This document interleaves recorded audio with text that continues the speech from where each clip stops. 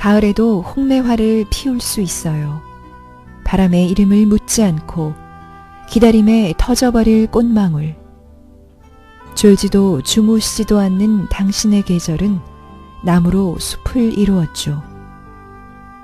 눈밭에 꽃을 피우듯 여름에 서리가 내리듯 우리가 모르는 계절에 오실 당신. 겟세마네 언덕을 오르는 기도가 새벽을 깨울 때 나는 당신이 오실 것 같아 가을에도 꽃을 피워요. 권여원 시인의 9월의 신부에서 발췌했습니다.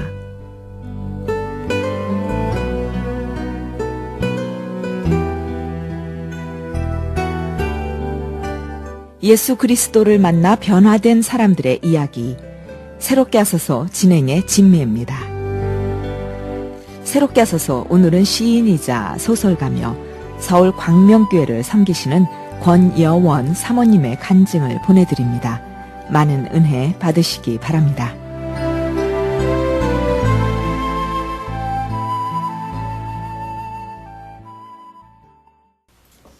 성경 한 장만 보겠습니다. 시편 27편 4절입니다. 시편 27편 4절 말씀 한 절만 보겠습니다. 내가 여호와께 청하였던 한 가지 일 곧 그것을 구하리니 곧 나로 내 생전에 여호와의 집에 거하여 여호와의 아름다움을 앙망하며 그 전에서 사모하게 하실 것이라. 아멘. 저는 두 권의 소설을 썼는데요. 제가 두 권의 소설을 쓰면서 4년 정도의 큰 핍박과 어려운 고난이 있었습니다. 그래서 제가 이 소설을 쓰면서 가장 견디기 힘들었던 어떤 순간들이 있었어요. 소설이 그냥 써진 것은 사실은 아니거든요. 제가 두 권의 소설을 쓰면서 이 영적인 어떤 글이기 때문에 굉장한 영적인 공격을 많이 받았어요. 그래서 이제 한날은 이렇게 소설을 쓰다가 잠이 들면 정말 생생하게 사탄 마귀가 제 목을 있는 힘껏 이 엄지손가락으로 누릅니다. 그러면 제가 꿈에서도 꿈같은지 생신지 막 그런 현상 속에서 숨이 깔딱깔딱 넘어갈 정도로 정말 눌림을 당했어요. 그런데 그 사탄이 뭐라고 말을 하냐면 너 하나만 죽으면 모든 게 다 해결돼 하면서 그 정말 악랄한 눈빛으로 저를 쳐다보는데요. 저를 죽이고야 말겠다는 그 눈빛에 제가 시달린 적이 한두 번이 아니었습니다. 그래서 제가 너무너무 소름 끼치게 시달리니까 너무 힘들어서 하나님 저 못 쓰겠어요. 솔직히 무서워요 이랬어요. 그랬는데 그럴수록 이상하게 제 마음속에는 오기가 생기더라고요. 아, 내가 사단의 방법을 공개하기 때문에 이 사단이 나를 가만두지 않는구나. 그렇다면 내가 더 오기를 가지고 이 사단의 방법을 만천하에 공개하는 것을 내가 글로써 써야겠다라는 오기가 생기더라고요. 제가 평소에 어떤 생각을 했냐면요. 저는 이상하게 특이하게 제 주변에는 안 믿는 사람들이 많아요. 저는 불교 집안에서 목탁 소리를 들으면서 자란 사람입니다. 그래서 가족이 아무도 믿지 않았고요. 친척들도 아무도 믿지 않았어요. 그런데 제가 어렸을 때부터 예수를 믿기 시작했고요. 스스로 제가 나가서 예수를 믿었습니다. 8살 때 꾼 꿈이 저를 예수를 믿게 만들었습니다. 그 순교하는 장면을 제가 꿈으로 보았는데 도대체 예수란 분이 누구길래 예수라는 이름 때문에 저 많은 사람들이 학살을 당하는가. 저는 그 꿈을 보면서 8살에 큰 마음의 충격을 받았어요. 그러면서 스스로 교회 나가서 제가 어렸을 때부터 새벽 기도를 다녔거든요. 생각해 보세요. 그 어린애가 새벽 4시만 되면 저절로 눈이 떠지는 거예요. 그래서 성경책을 들고 새벽 예배를 갔다 오면 엄마가 저보고 미쳤다 그러면서, 그리고 아빠가 막 빗자루로 저를 막 엄청나게 두드려 팼습니다. 그러면서도 저는 그런 게 아프지 않았어요. 하나님을 안 믿으면 안 될 것 같았고, 그 예수님이라는 분이 없으면 저는 죽을 것 같은 그런 느낌이 들었어요. 그래서 그렇게 어렸을 때부터 신앙생활을 시작했었는데, 제가 커가면서 이제 어떤 느낌을 받았냐면, 만약에 우리가 이대로의 믿음이라면, 주님 오실 날이 사실은 얼마 남지 않았잖아요. 그 시간은 알 수가 없지만, 심각하게 임박했다는 사실은 우리는 느낄 수가 있거든요. 그런데 그 주님 오실 날이 얼마 남지 않았는데, 내 자녀들의 믿음을 현재 상태로 본다면 과연 이 아이가 휴거될 수 있을까? 우리 사랑하는 성도가 이대로의 믿음이라면 저 사람 정말 구원받을 수 있을까? 아니 휴거될 수 있을까? 막 그런 안타까움이 저를 잠 못 들게 했습니다. 그러면서 제 동생이 지금도 예수를 믿지 않아요. 우리 집에서. 그러면 저 동생을 생각할 때 그 사랑하는 내 동생, 피를 나는 내 동생이 지옥에서 울부짖는다고 생각을 하면요, 저는 자다가도 벌떡 일어납니다. 주님, 이 영혼을 살려주세요. 나는 내 동생이 지옥 간다는 사실을 견딜 수가 없어요, 주님. 분명히 주님 오시면 얘 남겨질 텐데 주님이 남겨질 그 사실을 나는 어떻게 받아들여야 됩니까? 주님 방법이 없겠습니까, 주님? 그러면서 내가 엄청나게 부르짖었어요. 그러면서 눈물을 쏟았는데 제가 이상남 목사님의 설교 말씀을 듣고 거기에 대한 희망을 가졌고 소설까지 쓰게 되었습니다.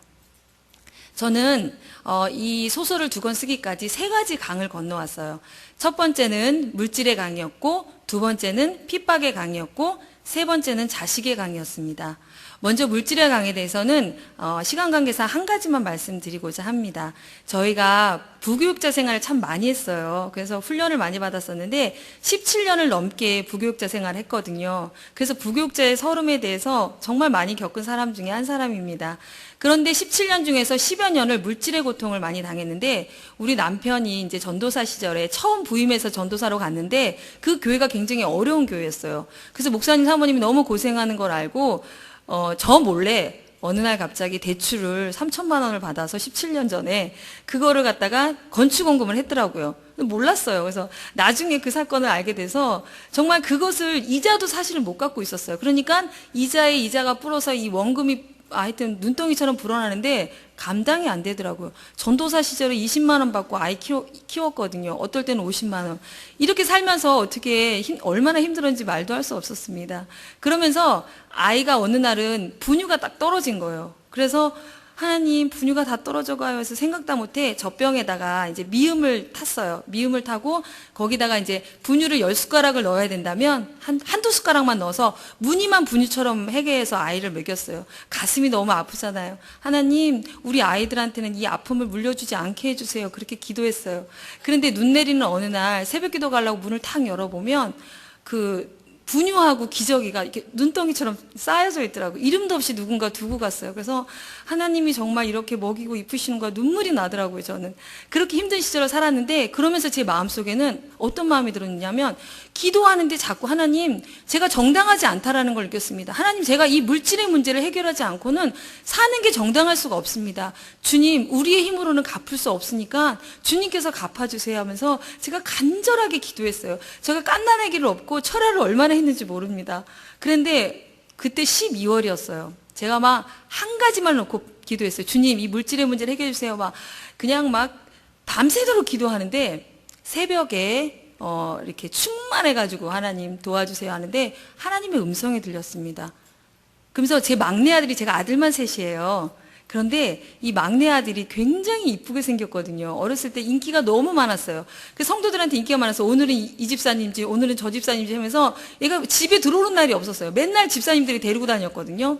그래서 너무 이뻤는데 막내 아들 얼굴을 딱 보여주면서 네가 사랑하는 막내 아들 그 아들을 다른 사람들을 살리는데 내어줄 수 있겠느냐? 라고 딱 물으시는 거예요. 그래서 제가 깜짝 놀랐어요. 저는 물질의 문제를 놓고 기도했는데 왜 하나님이 이걸 물으실까? 도대체 뜻이 무엇일까 하면서 상상을 했습니다. 하나님 아무리 생각해도 우리 아이가 다른 사람을 위해서 살리는데 목숨을 바칠 수 있다는 건 하나님 저는 상상할 수가 없습니다. 주님. 그러면서 저 솔직하게 말씀드릴게요. 주님. 저 그거 못하겠습니다. 하나님 저는 아브라함이 아니에요. 저는 믿음이 좋지를 못해요. 주님. 그러면서 제가 솔직하게 말씀드렸어요. 그러면서 제가 눈물이 막 쏟아지는 거예요. 하나님 만약에요. 그 일을 반드시 행하셔야 한다면 제가 그 길을 대신 가겠습니다. 겨우 그 대답을 했어요. 그런데 하나님께서 그 예수님이 십자가 지시는 모습을 이렇게 제 환상으로 보여주시더라고요. 그러면서 그 군중들이 앞에 이렇게 둘러싸여 있어요. 그 군중 맨 뒤에서 누군가 이렇게 울고 예수님의 어떤 십자가 지시는 모습을 보면서 가슴을 소리 없이 치면서 울고 계신 한 분의 뒷모습이 보였습니다. 저는 그 뒷모습을 보고 깜짝 놀랐어요. 하나님 아버지셨어요. 하나님 아버지가 제게 다시 말씀하셨습니다. 그래, 못하겠지? 나는 내 아들 예수, 그 예수를 너희들을 위해 죽는데 내어줄 수밖에 없었단다. 그 아들이 나를 향해서 아버지 나를 좀 건져달라고 나를 도와달라고 부르짖을 때 나는 아무 말도 없이 얼마나 그 아들을 향해서 눈물만 흘려야 했는지 너는 아니? 이러시더라고요. 제가 정말 단 한마디도 대답을 못했습니다. 눈물이 쏟아지는데요. 수도꼭지를 최고로 틀어놓은 것처럼 막 쏟아지기 시작했어요.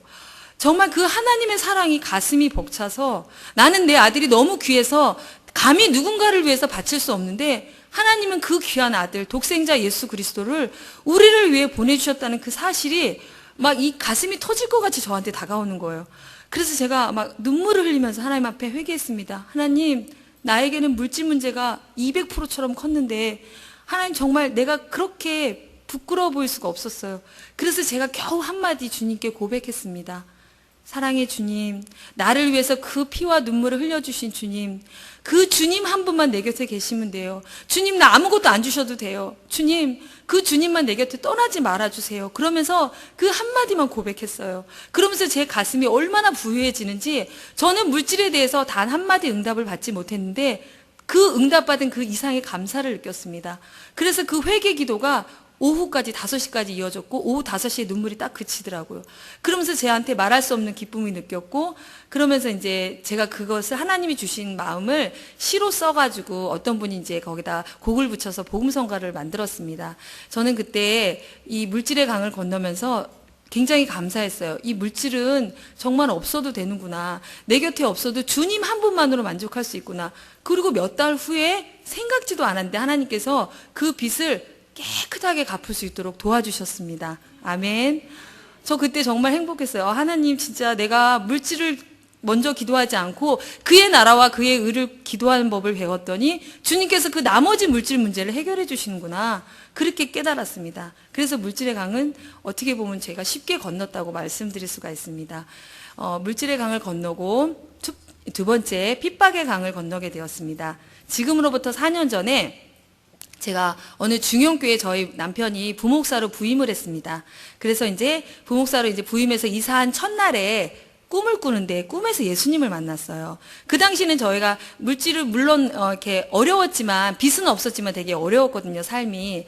근데 이제 어려운 게 두렵지 않다 그랬잖아요. 그런데 꿈에서 예수님이 저의 초라한 모습을 보시고 저를 깊은 산속으로 데려가셨어요. 그래가지고 예쁜 큰 한옥집과 그 앞에 있는 앞마당에 있는 나무 한 그루를 보여주시는데 이 나무가 얼마나 아름드리 큰지 그 나무에는요 꽃들이 그냥 무수히 펴져 있는 거예요. 근데 그 꽃은요 이 세상에 볼 수 없는 꽃이었습니다. 천국의 꽃처럼 화려함이 정말 눈부실 정도로 화려했거든요. 그래서 그 나무를 보면서 제가 주님 너무 아름답습니다고 이렇게 감탄을 했더니 주님이 이 나무가 너의 나무다 그러시는 거예요. 주님 이렇게 아름다워요 그랬어요. 그래서 감탄하고 있는데 제가 막 촐랑촐랑 그랬어요. 그랬더니 주님이 툇말에 앉으셔가지고 저보고 이리 와보라 하더라고요. 그래서 제가 주님 옆에 앉았어요. 그런데 예수님이 저에게 펜 2자루가 든 것을 세트를 이렇게 투명한 가게에 드는 것을 저한테 이렇게 싹 내밀어 주셨어요. 선물이다 이러시더라고요. 제가 그거를 보는 순간 꿈인데 너무너무 행복했어요. 막 그것을 가슴에 안고 주님 저한테 이렇게 좋은 걸 주시는 거예요. 주님 감사합니다. 감사합니다. 그러고 나서 꿈에 깼어요. 와, 제가 첫날부터 이런 꿈을 꾸다니 이 교회에서 정말 엄청난 축복을 받겠구나. 내가 말할 수 없는 하나님의 복이 임하겠구나. 막 기대를 막 가득했습니다. 그런데 웬걸요. 며칠 후부터 핍박이 시작되는데요. 사모님, 한날은 제가 이제 무슨 간식을 만들었는데 맛있어가지고 사모님 좀 드셔보세요 하고 사택이 마주보고 있으니까 이제 드렸어요. 그랬더니 이제 그 다음날 저를 조용히 부르시더라고요. 그러더니 우리 이런 거 줘봤자 음식 쓰레기 된다고 왜 이런 걸 가져오냐고 앞으로 이런 걸 가져오지 말라고 앞으로 내가 한 가지 당부하겠는데 절대 교인들 앞에 얼굴 내밀지 말고 그리고 교인들하고 어울리지 말고 그리고 예배만 드리고 딱 사택으로 들어가라고 그러시는 거예요. 그래서 제가 온 지 며칠 안 됐는데 저 너무 억울하더라고요. 그래서 한편으로는 사모님이 되게 상처가 많으신가 보다 그렇게 생각하고 이해했습니다. 그런데 또 며칠 후에 새벽 예배 시간에 담임 목사님이 막 혼을 내시는 거예요. 설교 시간에. 성도님들을 막 혼내시는 거예요. 아니 내 앞에서 어떻게 부목사를 칭찬할 수가 있냐고 그러면서 사울이 천천히고 다윗이 만만이라고 말했던 그 백성들이 나쁘다고 막 그러면서 내 앞에서 한 번만 더 부목사를 칭찬하면 그날로 책상을 빼버리겠다 그러시더라고요. 그래서 알고 봤더니 목사님이 왜 이러실까? 왜 우리를 이렇게 핍박하실까? 알고 봤더니 이 전에 있던 사역자도 어느 날 갑자기 내쫓겼어요. 그래서 갈 데도 없이 길거리에 앉은 어떤 그러한 일을 겪게 하셨더라고요. 그러니까 우리도 이제 마찬가지라고 생각을 했습니다. 그런데 이제 이 목사님께서 이제 좀 안 좋은 일을 많이 하셨어요. 그러니까 교단에서 소문도 안 좋았고 그리고 많은 어떤 안 좋은 그런 스캔들이 있어서 막 교환하셔서 오신 분이었는데 성도들이 이렇게 마음에 안 들잖아요. 여러분 정말 좋은 주의종 만나신 줄로 믿습니다. 정말 성도들이 마음에 안 들고 쑥덕쑥덕 하는 것 같잖아요. 그러면 그날로 바로 통보를 합니다. 아무개 집사는 목회자를 비방하였으므로 이번 주부터 이 교회 출입을 삼가해 주시기 바랍니다. 그렇게 통보를 보내시는 거예요. 그런데 그런 일을 부목사가 동조할 수가 없잖아요. 아무리 목사님 말씀에 100% 순종해야 되지만 동조할 수가 없는 거예요. 그리고 우리 목사님이 머뭇머뭇하고 안 했습니다. 그랬더니 그때부터 더욱더 핍박을 하시기 시작했고 완전히 미운 털이 박혀서 아침에 출근할 때마다 얼마나 그냥 저기 하는지 우리 목사님이 머리숱이 엄청 많았는데 머리숱이 다 빠질 정도로 그렇게 핍박을 당했습니다. 그러면서 이제 그 당시에 제가 문준경 전도사님에 대한 신앙식 응모가 있었어요. 상금이 100만 원이라서 돈 누군가인데 잘 됐다. 그래서 제가 응모를 하려고 문준경 전도사님의 생애를 한번 쭉 읽어봤어요. 그런데 눈물 없이는 읽을 수가 없었습니다. 그 생과부의 몸으로 50이 넘은 나이에 생과부의 몸으로 전라남도 신안에 있는 모든 섬들을 다 다니시면서 고무신 신고 다니시면서 전도를 하신 거예요. 가는 곳마다 교회를 세워서 100여 개 교회가 넘게 세워졌습니다. 그래서 여러분 신안에 한번 가보세요. 담배 가게를 찾을 수가 없습니다. 복음화율이 95%가 넘습니다. 그래서 그 전도사님의 어떤 그런 희생으로 그렇게 복음화가 됐는데 나중에 인민군이 쳐들어와서 예수 믿는 사람을 죽일 때 그때 이제 성도들이 죽게 되었어요. 막 어떤 성도는 인민군에게 짓밟혀서 죽기도 하고 이런 광경을 보면서 전도사님이 막 쫓아오셨어요. 그래서 이 사람들을 죽이지 말라. 내가 바로 그 씨암탉이다. 내가 이 사람들을 전도했고 내가 예수님이라고 한 사람이 바로 나다. 나를 죽여달라고 막 사정을 하신 거예요. 그래서 이 전도사님이 죽창으로 허리를 찔리고 군홧발로 온몸이 다 터져가지고 피를 막 폭포수같이 쏟으시면서 순교하셨습니다. 해변에서 모래사장에서 순교를 당하셨는데 그 피가 흘러서 바닷물까지 스며들었다고 합니다. 그렇게 온몸이 터져서 순교하시는 모습을 제가 상상을 했어요. 그러면서 제가 하나님 앞에 그 밤에 철회하면서 막 울었습니다. 하나님, 저는 같은 목회자인데 나도 정말 이 전도사님처럼 내 성도를 위해서 죽을 수 있습니까, 주님? 나 지금 생각하면 내 믿음으로는 그럴 수가 없을 것 같아요, 주님. 그러나 주님, 나는 이 전도사님처럼 마지막에 아름다운 사람이 되고 싶습니다. 마지막에 아름다운 목회자가 되고 싶습니다. 그렇게 제가 고백을 하면서 주님이 주신 감동으로 시를 썼는데 딱 당선될 것 같은 느낌이 팍 오더라고요. 그런데 주님, 이것이 만약에 당선된다면 이 시는 순교의 피가 묻은 거기 때문에 제가 쓸 수가 없습니다. 모두 선교비로 드리겠습니다. 정말 제 마음에 맞게 당선이 되었고 그 선교비로 다 보냈습니다. 이제 그러고 나서 이제 기도를 하는데 새벽마다 주님께서 저에게 말씀하시는 거예요. 소설을 써라. 베리칩을 알리는 소설을 써라. 제가 그 당시에 베리칩에 대해서 혼자 막 연구를 했어요. 만약에 이상남 목사님의 베리칩의 그 설교를 그때 들었으면 저는 소설을 더 빨리 쓸 수가 있었을 것입니다. 그런데 이상남 목사님의 설교를 몰랐었고, 그래서 제가 이제 혼자서 막 연구를 했는데 이 베리칩이라는 것은 인간을 파멸로 이끄는 사단이 만든 도구 중에서 가장 큰, 가장 무서운 완벽한 도구가 되겠구나. 그렇게 생각을 하고 제가 이제 마음에 있었는데 그것을 처음에 시 한 편에 써보았어요. 근데 하고 싶은 얘기가 너무 많다 보니까 시라는 그릇이 작다라는 것을 느꼈습니다. 그때 하나님께서 소설을 써라 계속 말씀하시는데 제가 거부했어요. 하나님, 시 몇 편 쓰는 사람한테 너무 큰 거 요구하시는 거 아닙니까? 저 못 씁니다. 딱 그랬어요.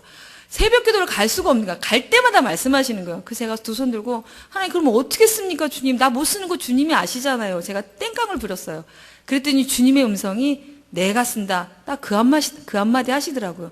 그래서 제가 순종하는 마음으로 글을 쓰기 시작했습니다. 사실 너무 핍박을 많이 받고 있었기 때문에 이 마음속에서 애가 탄 거예요. 막 하나님 견딜 수가 없습니다. 우리 여기서 벗어날 수 있게 해주세요. 그래서 저는 소설을 쓰면서 그 마음의 상처를 치유할 수가 있었어요. 그렇게 이제 소설을 쓰다가 이제 제가 우리 아들이 셋이라 그랬잖아요. 그런데 첫째 아들이 엄청나게 착했어요. 너무 모범생이었습니다. 정말 얘는 태어날 때부터 모범생이라고 도장 찍히고 태어난 아이처럼 그렇게 착하고 배려심 많은 아이였는데 사춘기가 딱 시작되고 나니까 그 시점이 제가 소설을 쓰기 시작한 시점이에요. 시점부터 아이가 일탈행위를 시작하는데 제가 너무너무 충격을 받았습니다. 갑자기 그렇게 모범생이 이상한 아이들과 어울리더니 집을 뛰쳐나가요. 그리고 막 학교를 안 가고 책가방 메고 PC방으로 돌아다닙니다. 막 제가 감당이 안 되는 거예요. 너무 충격이라서.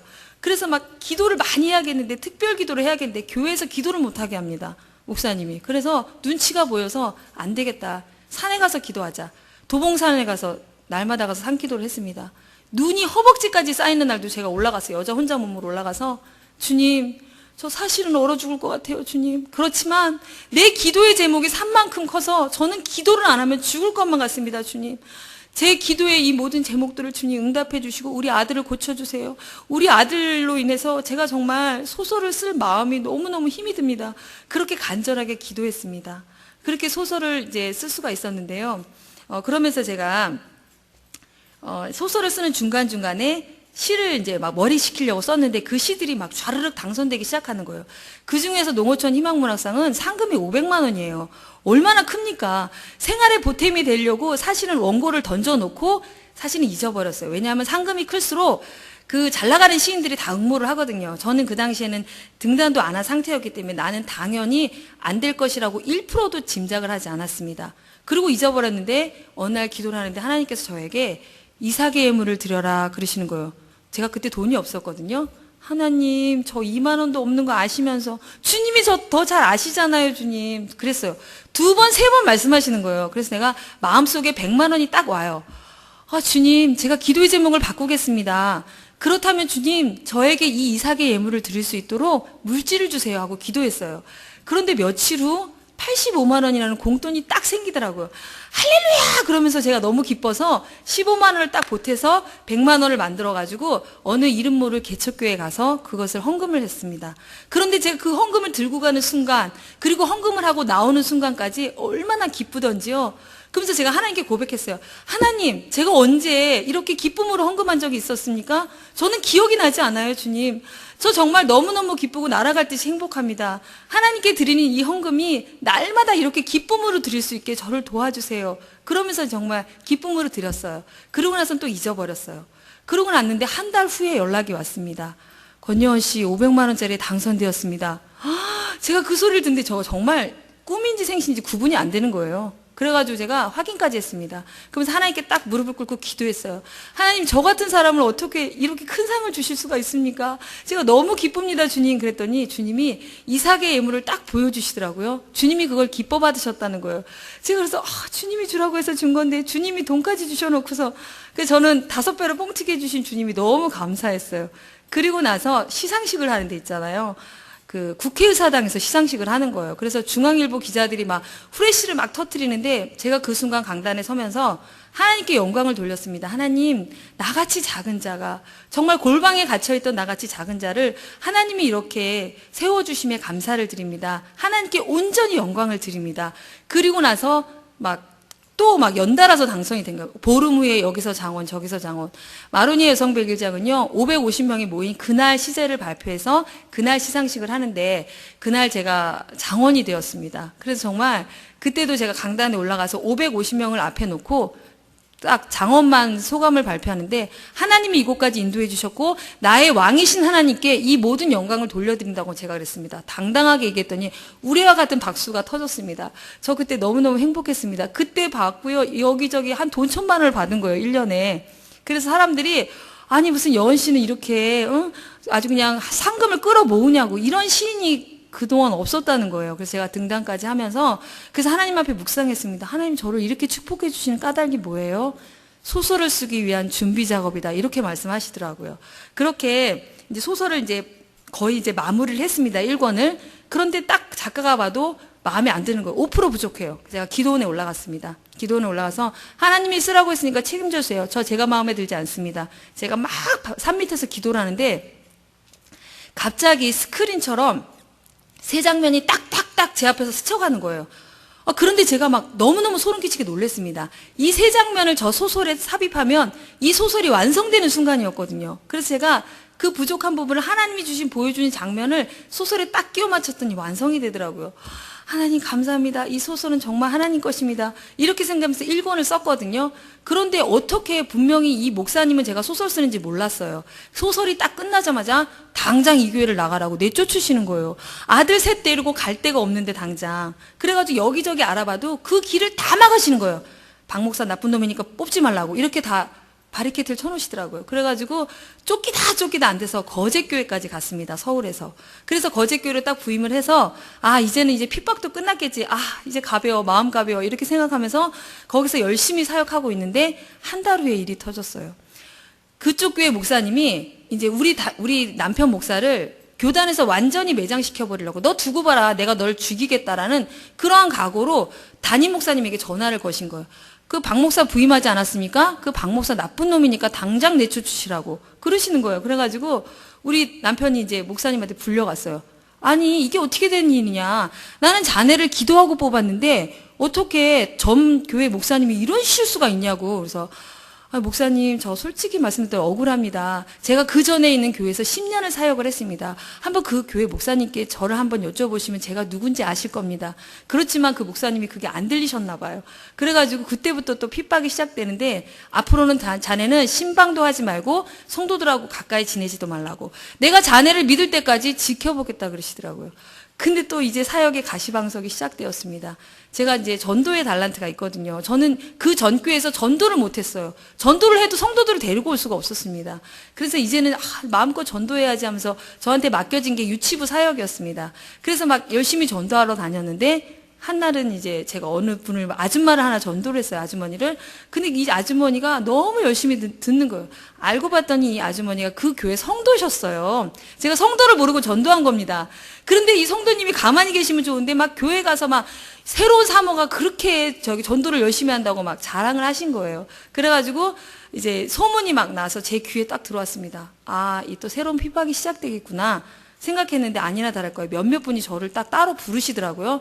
그래서 온 지도 얼마 안 됐는데 이 교회는 전통이 있다, 이 교회는 프로그램이 있다, 그런데 왜 전도한다고 그렇게 나서냐고, 프로그램에 충실해야지 전도한다고 사람도 홀리고 다니지 말라고, 조심하라고, 앞으로는 전도하고인데 그렇게 앞장서면 재미없을 거라고, 그런 식으로 말씀하시는 거예요. 그래서 제가 너무 놀라서 예, 알겠습니다 그랬어요. 그렇지만 진짜 숨어서 전도했습니다. 그 다음부터는 그렇게 이제 있는데, 아까 제가 우리 아들이 속색했다 그랬잖아요. 거제로 갔는데 이 아들이 본격적으로 빗나가기 시작했습니다. 바퀴 달린 무슨 방랑아처럼 막 빗나가기 시작하는데, 문제는 우리 아들 다니는 학교 반에 친구가 있었는데 그 친구가 교회 집사님 아들이셨어요. 그러다 보니까 얘가 학교를 안 가고 맨날 딴짓하고 하니까 이 집사님 아들이 집에 가서 생중계를 하는 겁니다. 그러면 그 집사님은 또 사람들을 모아놓고, 말하기 좋아하시는 분들을 모아놓고 오늘은 부목사 아들이 이랬다더라 저랬다더라 이러면서 도마에 올려놓기 시작했습니다. 저희는 사실은 아들로 인해서 사역의 힘을 완전히 잃었습니다. 왜냐하면 본이 되어야 할 목회자가, 그것도 아들이 그렇게 나쁜 짓 하고 돌아다니는 게 얼마나 부끄럽고 얼마나 쥐구멍인지 정말 마음 놓고 제가 유치부에서 설교를 해야 되는데 설교를 못 하겠는 거예요. 부끄러워서 또 막 이런 정죄 소리가 막 들리더라고요. 그렇게 가슴 아파하고 있었는데, 아이가 이제 아침에마다 이제 학교를 가잖아요. 그러면 학교를 안 가고 딴 데를 갑니다. 그럼 아침마다 선생님한테 전화가 와요. 오늘도 학교 안 왔습니다. 때로는 여러분 경찰서에까지 애가 전화가 오는 거예요. 제가 진짜 이 가슴이 갈기갈기 찢기는 것 같더라고요. 평신도도 아닌 목회자 아들이 그런다는 게 저로서는 용납이 안 됐어요. 그래가지고 막 그 소리를 듣잖아요. 할 수 있는 게 아무것도 없는 거예요. 이불을 뒤집어 쓰고 울었습니다. 그런데 사모가 또 울면 안 되잖아요. 그래서 손수건을 입으로 꽉 틀어막고 이빨을 물고 엉엉 하고 울기만 했어요. 그래서 맨날 며칠을 울었거든요. 근데 며칠 울다 보니까 너무 지치는 거예요. 그래가지고 이제 이불을 탁 던져버렸어요. 근데 갑자기 이상남 목사님의 CD가 눈에 확 들어오는 거예요. 맞다. 목사님이 나보고 저거 들어보시라고 미국에서까지 보내주셨는데 내가 정신 차리고 저 말씀이나 듣자. 그러면서 제가 그때부터 제가 이상남 목사님의 종말의 복음, 피난처 복음을 듣기 시작했어요. 그런데 저는 그때 정말 그 말씀이요, 제 영혼에 새겨지기 시작하는데, 정말 뼈를 새기듯이 저 안에 새겨지기 시작했습니다. 그러면서 목사님께서 마지막 시대에는 이 세 가지를 통과해야 된다. 휴거가 되던가, 순교를 하던가, 환난 날에 남겨지던가. 그런데 내 상황을 비교를 해봤어요, 제가. 알고 보니까 정말 순교하는 것보다, 환난을 당하는 것보다 이 아들이 속삭이는 게 차라리 쉽구나, 그 마음이 딱 오더라고요. 하나님, 내가 견딜 수 있는 힘을 주셔서 감사합니다. 그러면서 이제 막 이렇게 견뎌나가려고 애를 썼어요.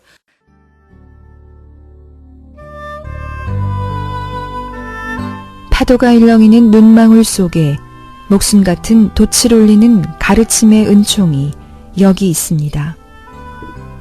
배고픈 항해, 목마름마저 꿈으로 퍼올리는 소망의 노를 구름길 따라 저어갑니다. 헤일 수 없는 용서의 깊이로 그물을 내렸던 베드로의 가슴처럼 하늘 맛보는 만선의 기쁨이 아닐런지요. 그물이 찢어짐보다 당신을 만난 눈부심으로 포기할 수 없는 내게 맡겨진 이름들. 권여원 시인의 하늘에 새긴 이름에서 발췌했습니다.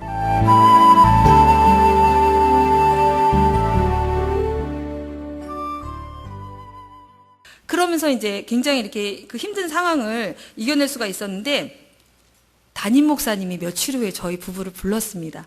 느낌이 딱 오더라고요. 그래서 당회장실을 딱 들어갔는데 아들이 속썩이는 게 자꾸 매일같이 자기한테 생중계가 된다는 거예요. 담임 목사님한테 자꾸 소리가 들어온다는 거예요. 어떻게 목회자 아들이 그럴 수가 있냐고. 나도 자식 키워서 사실은 그 마음을 안다. 그렇지만 목회자 아들이 그래서 되겠냐면서 잘 가르치고 잘 다독거리라고 이렇게 말씀을 하시는데, 정말 제가 쥐구멍이 있으면 들어가고 싶었습니다. 정말 너무너무 부끄러웠고, 제 남은 자존심, 마지막 그 1%의 자존심마저 짓밟히는 느낌이 났고 비참한 느낌이 났어요. 그리고 가슴에 큰 상처를 받았습니다. 목사님은 당연히 그렇게 말씀하셨어야 했어요. 정말 그 목사님은 어떤 질서를 위해서 그렇게 말씀하셨어야 되지만, 저는 저한테 오는 그 죄의식이 너무너무 커져버렸습니다. 이만하던 죄의식이 막 이렇게 느껴지니까 살 소망이 없더라고요. 그러면서 제가 한마디 생각을 했습니다. 만약에 내가 담임 목사님이라면 저 가슴 무너져가는 부교육자를 향해서 뭐라고 말했을까? 그런 상상을 한번 순간적으로 해봤어요. 그러면서 그 당회장실을 나오면서 집에까지 걸어가는데 앞이 안 보이도록 울었습니다. 그러면서 딱 결심했어요. 아, 우리 같은 사람은 절대 목회할 자격이 없는구나. 목회를 하면 안 되는구나. 우리는 여지껏 하나님의 얼굴에 먹칠했구나. 막 그 생각이 강하게 들면서 꼭 목회를 해야만 하나님께 영광 돌리는 거 아니다. 이런 경우는 모든 걸 다 포기하고 사임하고 이렇게 남편하고 상의했습니다. 우리 시골 구석으로 가서 아이가 마음껏 뛰놀 수 있게 그냥 해줍시다. 그렇게 결정을 했어요. 그러고 나서 다 포기하고 이제 사표를 낼 거니까, 사임을 할 거니까 이제 마음이 다 가벼워지더라고요. 그러고 있는데 제가 그 아는 김혜영 목사님이 계셨는데, 그 목사님이 저한테 기도를 하시더니 저한테 그러는 거예요. 사모님, 아들이 그렇게 빗나가는 거 하나님이 예정하신 일이에요. 그러는 거예요. 예정이요? 하나님이 왜 그런 걸 예정하신대요? 저 이해할 수가 없습니다. 딱 그랬는데 그 예정이라는 단어가 저한테 딱 꽂히더라고요. 하나님, 이거 왜 예정하셨어요? 그 뜻이 뭐예요, 주님? 제가 기도하기 시작했습니다. 그런데 마음으로 다 포기했기 때문에 마음이 가벼웠어요. 그런데 그 다음날 어떤 권사님이 저희 집에 과일을 사들고 찾아오셨습니다. 사모님, 아들이 속썩여서 많이 힘들지요. 그렇지만 그 아들이 지금은 속썩이지만 커서 뭐가 될지 어떻게 합니까? 그 아들의 지금의 모습은 진짜가 아니에요, 사모님. 제가 이전에 섬기던 교회, 시골교회 어떤 그 담임 목사님 아들이 너무 개망나니 소리를 들었는데, 저는 그 아들을, 그렇게 목사님 아들을 품어주었어요. 그랬더니 그 아들이 지금은 회개하고 목사가 되어서 얼마나 목회 잘하고 있는지 아십니까? 이 아들의 지금 모습만 바라보지 마세요, 사모님. 그러는 거예요. 저 사실 누구한테도 상담하지 않았거든요. 누구한테도 저희 얘기 부끄러워서 하지 않았습니다. 그러면서 사모님, 기도하는 사람은 목사님과 사모님이 진실하게 목회하는 거 다 느끼고 있어요. 그리고 괜한 소리에 마음 흔들지 마시고, 그리고 너무 슬퍼하거나 죄책감 갖지 마세요. 그러는 거예요. 저 진짜 얼마나 눈물이 쏟아졌는지, 하나님이 나의 이 무너진 마음을 알고 나를 피난처로 인도하셨구나. 그 하나님이 내 마음을 보호의 장막으로 둘러싸 주셨구나. 그 느낌이 딱 오더라고요. 그러니까 자꾸 이상남 목사님의 그 말씀들이 저에게 적용이 자꾸 되는 거예요. 그래가지고, 아, 그렇구나. 그 말씀이 이래서 그랬구나. 그러면서 제가 회복할 수가 있었습니다. 그러면서 제가 얼마 전에 한국에서 인투 더 스톰이라는 영화를 보았어요. 여러분들도 그 미국 영화이기 때문에 보셨죠. 그런데 저는 거기서 딱 한 장면에 굉장한 은혜를 받았습니다. 이 토네이도가 막 이렇게 돌아갈 때 있지 않습니까? 토네이도가 돌아갈 때 토네이도 눈동자라고 해요. 그 눈동자 안으로 딱 들어오면 안전하다고 합니다. 그러니까 옆에서는 막 사람이 날아가고 이러는데 토네이도 눈동자 안으로 들어오면 안전하다는 그 장면을 제가 딱 보았어요. 고개를 딱 들어보니까 하늘만 보였습니다. 아, 바로 저거구나. 내가 하나님의 눈동자 안에 들어왔구나. 그 생각이 딱 드는 거예요. 그러면서 하나님의 피난처가 바로 이런 느낌이구나. 하나님의 예비처가 바로 이런 상황이구나. 그 느낌이 딱 들면서 너무너무 행복했습니다.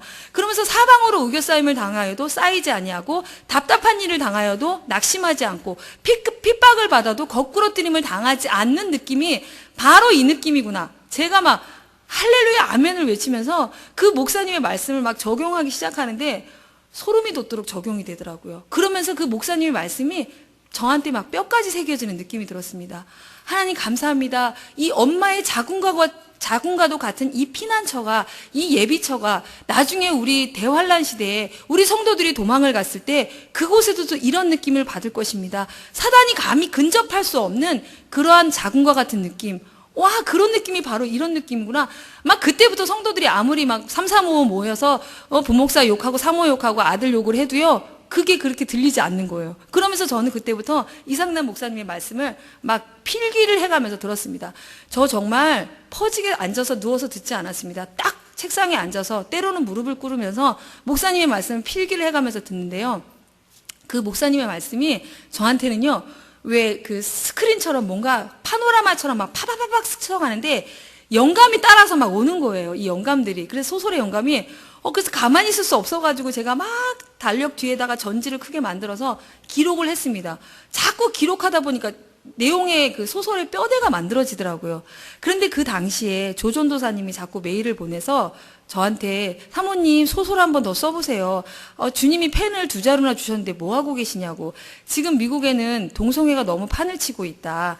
이 마지막 때에 그 경종을 울릴 수 있는 소설을 한번 꼭 써보라고 자꾸 권유하시더라고요. 그래서 어떻게 보면 이 2359 소설은요, 조전도사님이 이제 미래를 보는 믿음의 눈과 이상남 목사님의 말씀의 뿌리로 해서 생겨난 책이라고 해도 과언이 아닙니다. 여러분들이 이 책을 읽어보신 분은 아시겠지만 다 목사님의 말씀의 뿌리가 그 안에 들어 있습니다. 제가 그래서 그 이제 이렇게 소설을 이렇게 쓰면서 굉장히 어떤 저에게는 소설을 쓰는 그 자체가 피난처가 되었습니다.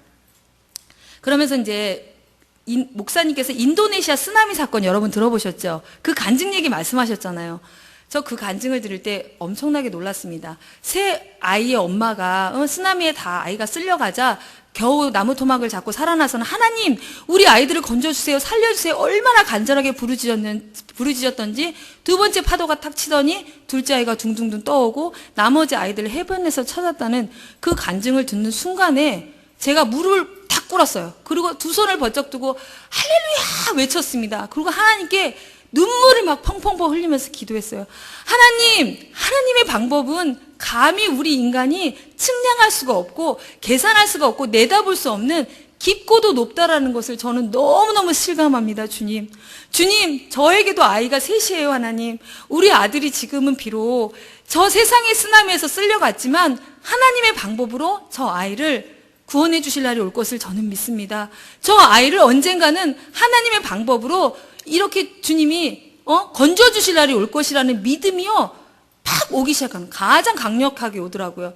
그러면서 제가 감사 기도가 터져 나오는데요. 하나님 감사합니다. 우리 아이를 이렇게 쓰나미에서 건져 주셔서 감사합니다. 이 간증이 내 간증이 됩니다. 주님, 이 간증이 내 간증인 줄 알고 저는 믿고 감사를 드립니다. 막 그러면서 제가 할렐루야 외치면서 막 1시간 이상을 그 말씀이 끝나고요, 제가 막 하나님 앞에 기도했어요. 그 안방에 앉아가지고.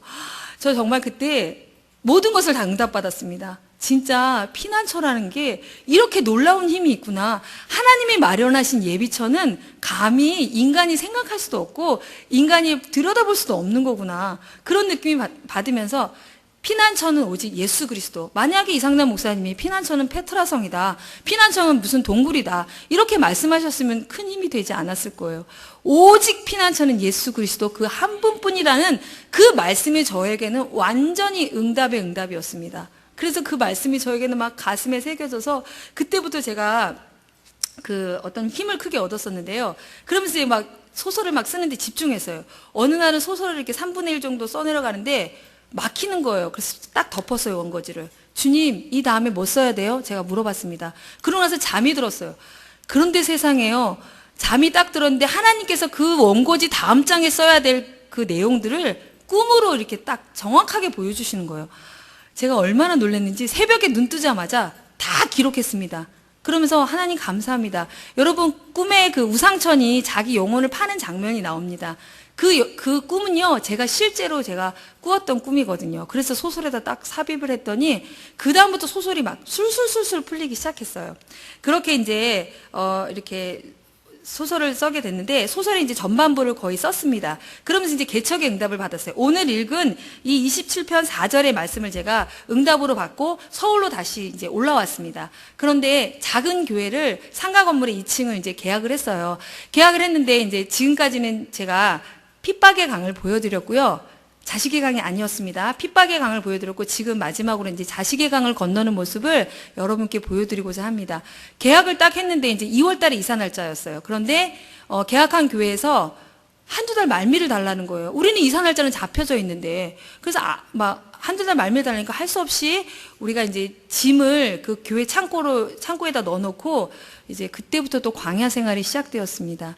그러면서 이제 자기네 교회가 합병을 하기로 했는데 그 합병하려고 하는 교회 담임 목사님이 원로 목사님 되시잖아요. 그런데 퇴직금을 너무 많이 요구한다는 거예요. 그래가지고 그거 중지한다고 한두 달만 기다려달라는 게 저희가 10개월 이상을 기다렸습니다. 그래서 거의 1년 동안을 그 유리하는 생활을 했었는데요. 여행용 가방 하나 들고 떠돌기 시작했습니다. 얼마나 비참했는지 갈 곳이 없어요. 여러분, 해가 지면 돌아갈 집이 있다는 사실에 이 시간 여러분 감사하시길 바랍니다. 정말 따뜻하게 밥을 해 먹을 수 있고 가족과 앉아서 담소를 나눌 수 있는 그 평안한 안식처가 있다는 건 굉장히 축복입니다, 여러분. 그러면서 저희가 그때 노숙자의 마음을 알았어요. 노숙자들이 이런 마음이구나. 그런데 나중에 저희가 개척교회 하면서 하나님이 노숙자를 처음에 보내주시더라고요. 그런데 그 노숙자가 남같이 보이지 않더라고요. 냄새가 얼마나 지독하게 나는지 그 사람을 발을 다 씻기고 따뜻한 밥을 먹여서 그 사람이 우리 성도가 되었습니다. 그런데 계속해서 있어줬으면 좋겠는데 노숙자 피난처라고 말할까요? 그게 천막으로 옮기는 바람에 다른 곳으로 가버리셔서 이제는 나오지 않지만 그분이 우리 교회를 떠나보로 인해서 새신자들이 막 들어오기 시작하더라고요. 그래서 저는 하나님이 노숙자의 마음을 알게 해주셨어요. 그렇게 노숙자의 마음을 알았는데, 이제 하나님께서 개척을 할 때 그 응답을 주시는 거예요. 하나님, 저는요, 이렇게 하나님과 딜을 하기 시작했습니다. 하나님 하나님서 개척합니다. 그렇지만요, 주님, 먹고 사는 일은 책임져 주세요. 제가 이렇게 땡깡을 피우기 시작했어요. 그래서 막 응답을 받으려고 떼를 막 쓰는데, 하나님이 대답을 안 하시는 거예요. 왜 하나님 대답을 안 하실까? 나 이 대답 소리 들어야겠는데. 그래서 막 책임져 주세요. 우리 자식들 책임져 주세요. 막 기도를 하는데, 아무 무응답이에요. 그런데 갑자기 하박국 3장 17절이 딱 떠오르더라고요. 비록 무화과 나뭇잎이 마르고 포도나무 열매가 없어도 나는 여호와 한 분만으로 즐거워하리. 그 말씀이 딱 떠오르는데 저도 모르게 제 입에서 주님, 우리 자식들이 비록 굶어 죽을지언정, 우리가 비록 유리하는 생활을 하고 가슴 아픈 어떤 그 개척의 길, 그 험난한 길을 갈지라도 주님, 우리는 그 험한 길을 선택하겠습니다. 주님이 가라고 하신 길, 그 길을 가겠습니다. 제가 눈물로 고백을 했어요. 그 기도가 딱 끝나고 나니까 느낌이 하나님이 이 고백을 받으시려고 저한테 무응답을 주셨구나. 그 생각이 딱 들더라고요. 그런데 이제 그 당시에 이제 저희가 제가 이제 그 사건이 하나 있었는데, 사건이라기보담도 짐을 창고에 넣어놨잖아요. 8월 어느 날이었어요. 근데 되게 더웠잖아요. 근데 그때 막 물질로도 되게 어려웠었거든요. 그래서 아직까지도 교회 문제가 해결이 안 돼서 창고에서 무슨 물건을 꺼내려고 이제 열쇠를 딱 열었어요. 너무 부드럽게 잘 열리는 철문이었거든요. 그런데 열쇠를 딱 열었는데 갑자기 문이 열리지가 않는 거예요. 등에서 땀은 나죠. 막 비 오듯이 막 등에서 땀이 뚝뚝뚝 떨어지는데 갑자기 제가 이제 예수님과 막 이렇게 중얼중얼 제가 막 뭐라 했습니다. 주님, 제가 언제 개척하겠다고 했나요? 주님이 하라고 했잖아요. 그런데 왜 이렇게 어려운 문제가 산만큼 높아요, 주님. 주님, 비록 이거 너무 작은 일이에요. 그렇지만 나 너무 사는 게 지쳐요, 하나님. 나 너무너무 힘들고 나 지쳐서 막 눈물이 나요, 주님. 저 사실은요, 지금이라도 도망가고 싶어요. 어디론가 멀리 숨어버리고 싶어요. 이 현실을 받아들일 수가 없어요, 주님. 그래서 그 열쇠 하나를 붙잡고 제가 중얼중얼 막 했어요.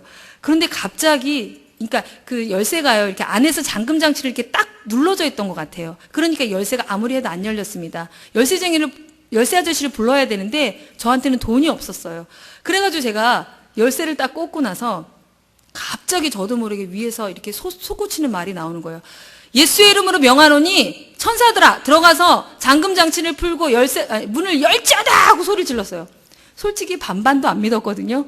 갑자기 안에서 잠금장치가 찰칵 올라가는 소리가 들리더니 문이 딱 열리는 거예요. 제가 들어가가지고 할렐루야를 외치면서 천사들 여기 계시지요? 막 그러면서 제가 막 천사들을 불렀습니다. 그러면서 제가 막 너무너무 소름 끼치도록 막 감사한 거예요. 그래서 주님 정말 감사합니다. 주님이 저를 이렇게 사랑하시는데, 저를 이렇게 지켜주시고 이렇게 능력을 주시고 은혜를 주시는데, 제가 주님 잠시나마 불평했던 거 기억하지 마세요. 주님 용서해 주세요. 막 그러면서 주님 너무너무 감사해요. 그러면서 제가 막 거기서 막 춤을 췄어요. 너무 좋아서. 그 순간에 주님이 내 곁에 계시다는 사실을 목격하니까 얼마나 좋은지. 그러고 나서 이제 며칠 후에 저희 남편과 함께 목회자 수련을 떠났어요.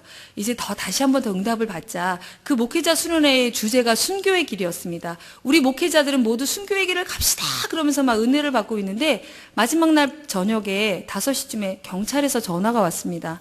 그러면서 이제 둘째 아이가 중학교 2학년이었는데 굉장히 똑똑한 아이거든요. 공부도 되게 잘하고 모범생입니다. 그 둘째 아이가 교통사고가 났다는 거예요. 그래서 이제 너무 놀래서, 그렇지만 마음속에서 우리 아이가 조금밖에 안 다쳤을 것이다. 무릎 정도만 깨졌을 것이다는 느낌이 딱 오더라고요. 그러면서 제가 그때 부흥회 때 무슨 느낌을 받았냐면, 하나님으로부터 네 모든 목회와 사역과 네 모든 소설과 네 모든 하는 일마다 주님을 의지하는 걸 연습하라, 그 말씀을 하셨거든요. 그렇기 때문에 이것도 뭔가 연습의 한 종류라고 생각을 했어요. 그래서 제가 주님 어떡할까요? 막 제가 주님께 속삭였습니다. 그러면서 제가 하나님께 내가 주님께 온전히 의지하는 거 보여드려야지 하면서 우리 목사님만 먼저 가고 저 끝까지 은혜 받고 갈게요. 그 먼저 보냈어요. 그런데 저녁에 기분이 좀 이상해서 전화를 걸어봤습니다. 그런데 우리 아이가 학교 갔다가 오다가 그 택시, 한국 외대가 이제 학교 앞이거든요. 택시가 이제 우리 아이 질주하다가 우리 아이를 딱 친 거예요. 그런데 우리 아이가 그 앞유리에 머리를 부딪혀가지고 10m를 이렇게 붕 떠서 오른쪽으로 다 떨어졌습니다. 여러분, 10m를 떨어졌다는 게 그 블랙박스 영상을 저는 안 봤는데 우리 남편은 봤거든요. 절대 보지 말라 하더라고요. 정말 사람들이 막 몰려들었었나 봐요. 막 얘 죽었다고 생각을 했대요. 그래가지고 머리가 먼저 부딪혔으니 얼마나. 그런데 중환자실에 누워있다라는 거예요. 근데 이 머리가 터졌고요. 안에서 터졌습니다. 그리고 한쪽 머리는 함몰됐고요. 원래 바깥으로 터지면 좋다고 하잖아요. 안에서 터져가지고 이제 막 터졌죠. 그 다음에 여기 쇄골뼈 부러졌죠. 다리뼈 부러졌죠. 아이가 이제 생사를 넘나드는 순간이었습니다. 저는 그 소리를 듣고 갑자기 시간이 딱 멈춘 것 같았고, 그리고 모든 게 정지 화면으로 보였어요. 하나님, 이게 어떻게 된 거예요, 주님? 저 이해할 수가 없습니다. 나 너무너무 은혜 받았는데 왜 갑자기 우리 아이가 이렇게 죽음의 위기에 넘나들어야 돼요, 주님? 그러면서 제가 그 저녁에 집회 시간이 들어오지 않는 거예요. 그래서 밤에 차량이 없어서 못 가고 이제 밤새도록 기도를 하는데 하나님이 아무 응답을 안 하시는 거예요. 하나님, 이게 어떻게 된 거예요? 살려만 주세요. 다른 거 필요 없습니다. 우리 아이 생명만 살려주세요. 우리 아이는 지금 주님 곁에 갈 수 있는 영적인 준비가 안 돼 있어요, 주님. 저 그게 제일 안타까워요. 데려가지만 말아주세요, 주님. 막 얼마나 눈물로 부르짖었든지 새벽 4시에 제가 정신을 못 차리겠는 거예요. 그래가지고 막 주섬주섬 나왔어요. 집에 가려고. 그래서 이제 집에 가려고 하는데 그 맑은 하늘에 갑자기 장대비가 쏟아지기 시작하는데요. 장대비가 막 앞을 안 보이게 쏟아지는 거예요. 그러니까 제가 한 발자국도 나갈 수가 없는 거예요. 우산도 없죠. 주님, 나 가지 말라는 거예요, 주님. 저 끝까지 시험하시는 거 보시는 거구나. 그런 생각이 딱 들더라고요. 그래서 제가 아마 정말 이렇게 출발하고 싶었지만 그것을 꾹 누르고 마지막 집회까지 은혜를 받고 하산을 했습니다. 그러고 나서 중환자실에 딱 달려갔는데 눈물 없이는 쳐다볼 수가 없더라고요. 아이 세상에 머리가 한쪽이 이렇게 들어갔다고 생각해 보세요. 얼마나 가슴이 아픈지. 애가 막 정말 사경을 헤매는데 의사 선생님이 살아도 장애인이다 그러더라고요. 살 소망이 없다고 그렇게 말씀하시는 거예요. 그러면서 24시간 부모님 대기하고 있으라고. 얘 어떻게 될지 모른다고. 그러면서 이제 나이가 어리기 때문에 수술이 굉장히 크기 때문에 일단은 3일만 기다려보자 하시더라고요. 그러면서 자연적으로 지혈될 수도 있다. 우리 그런 기적을 바라보자고 기다리고 있는데 3일째 되던 날 딱 느낌이 왔어요. 제가 기도를 하는데 왠지 수술할 것 같은 거예요. 그런데 아이 머리를 벌써 다 깎여놨다고. 응급으로 수술이 들어갔습니다. 생명이 위독합니다. 그래가지고 이제 수술실 문이 딱 닫히는데 저는 정말 사람들이 수술실 앞에 계단이 있지 않습니까? 거기서 통곡을 하기 시작하는데요. 제가 지금 얼마나 꺼이꺼이 통곡을 했는지 사람들이 막 지나가는 것도 안 보여요. 막 하나님 살려주세요. 제발 목숨만 살려주세요. 하고 막 있잖아요. 막 큰 소리로 울었어요. 살려만 주세요. 살려만 주세요.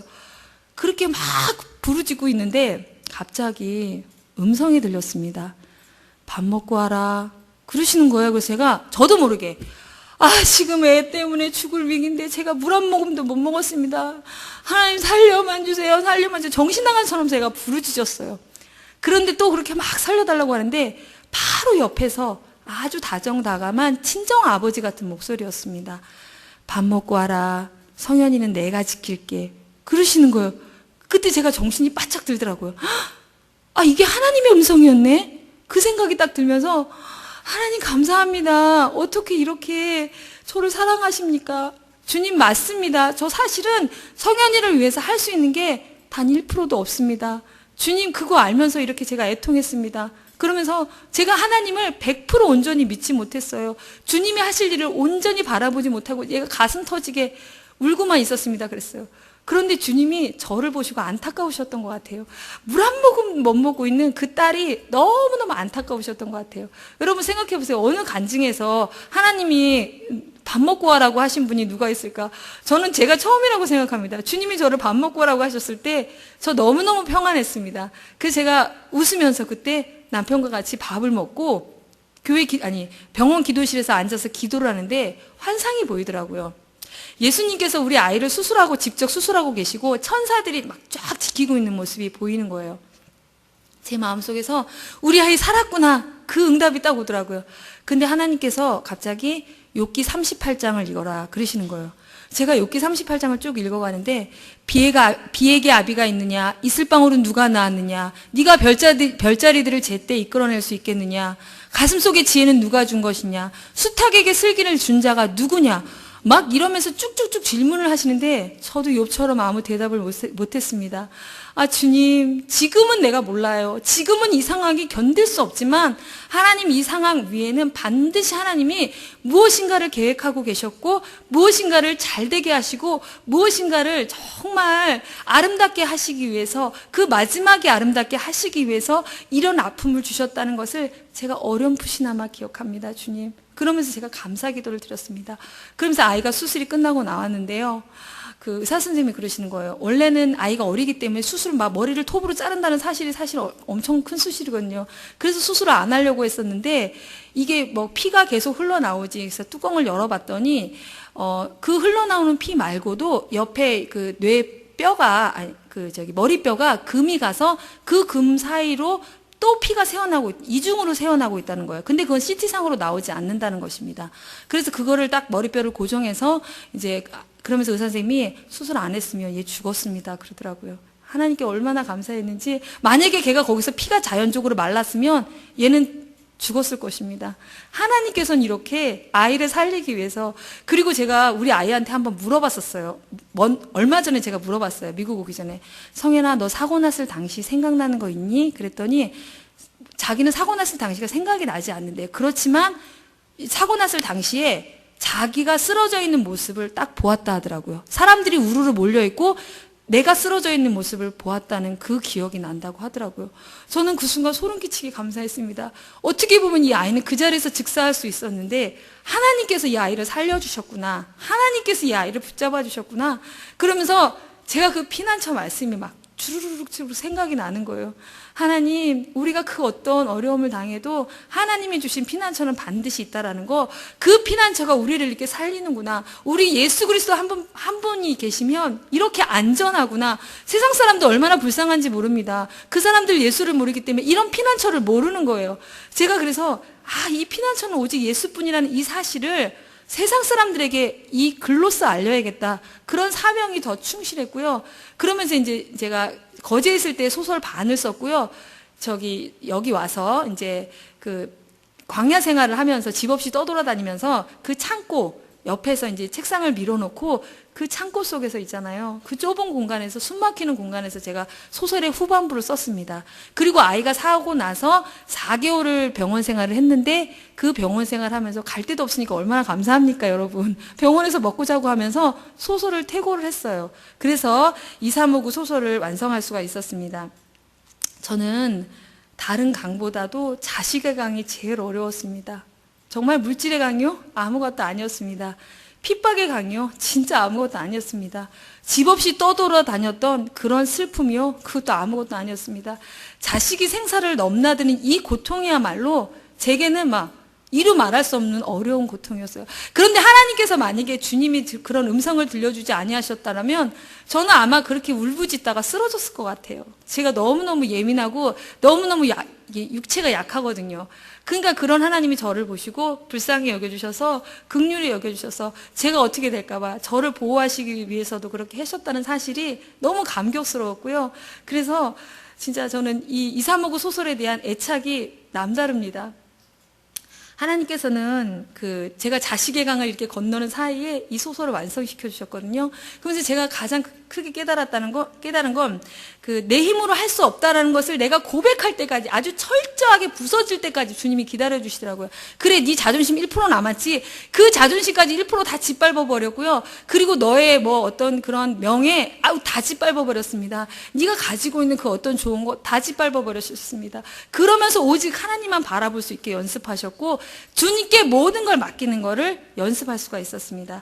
그래서 결국은 제가 책 2권을 쓰면서 4년 동안 깨달은 건 정말 이 고난이라는 것은 나를 주님의 사람답게 만드는 가장 좋은 재료였다는 것을 생각했습니다. 여러분, 그래서 이 핍박의 강이, 자식의 강이 나를 정말 하나님의 사람답게 만드는 가장 아름다운 재료였습니다. 그러니까 제가 이제는 보입니다. 물질의 강을 건너는 사람, 그리고 핍박의 강을 건너는 사람, 그리고 자식의 강을 건너는 사람을 보면 저도 그 사람하고 같은 눈물을 흘려줄 수가 있는 거예요. 아, 나도 그 강을 건넜었어. 나도 그 강을 건너서 하나님을 만났어. 그러면서 그 사람을 아주 정말 가슴으로 안아줄 수가 있었습니다. 그러니까 하나님께서 핍박의 강을 건너는 사람, 자식의 강을 건너는 사람을 저한테 너무 많이 붙여주신 거예요. 전국에서 저한테 상담 전화가 옵니다.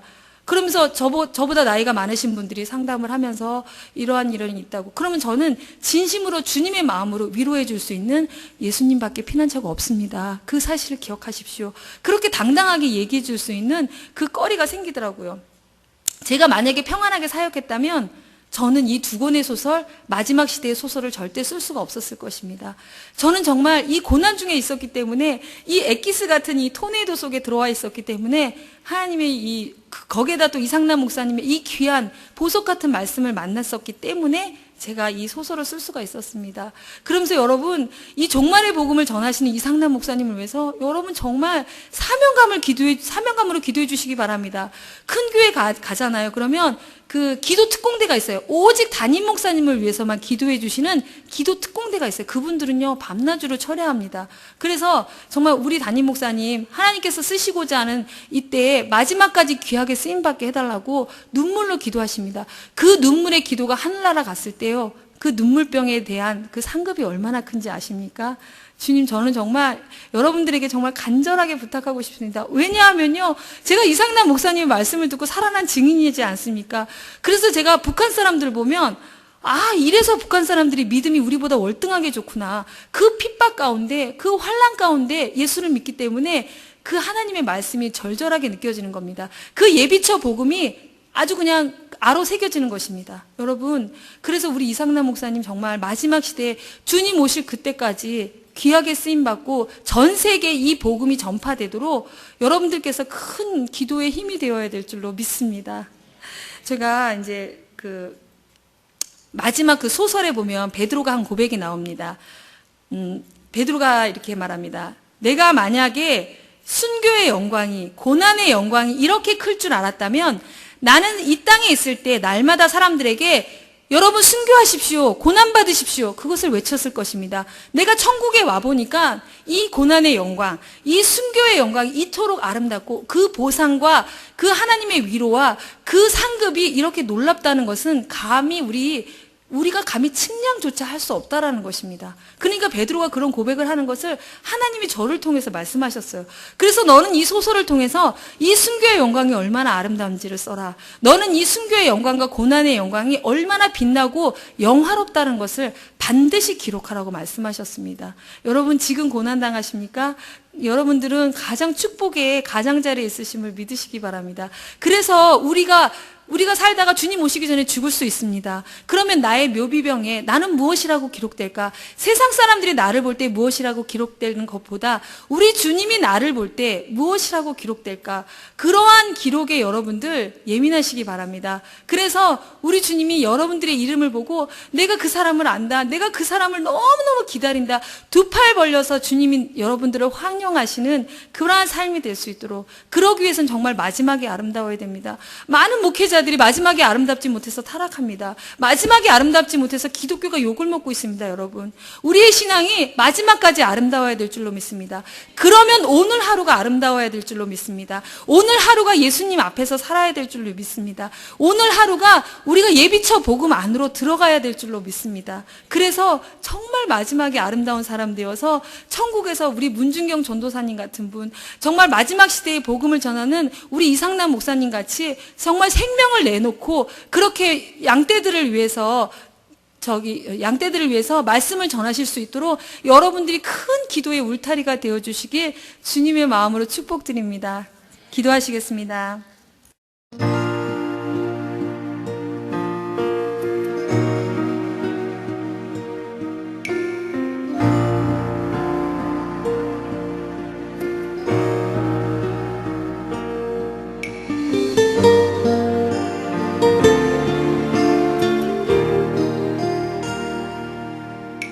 주여 나를 고치소서, 새롭게 만드소서. 주여 나를 빚으소서, 주님의 형상으로 내 안에 있는 모든 더러운 죄 씻어 주시옵소서. 오 주님, 이전 것은 지나고 새 피조물 되도록 은혜 부어주소서.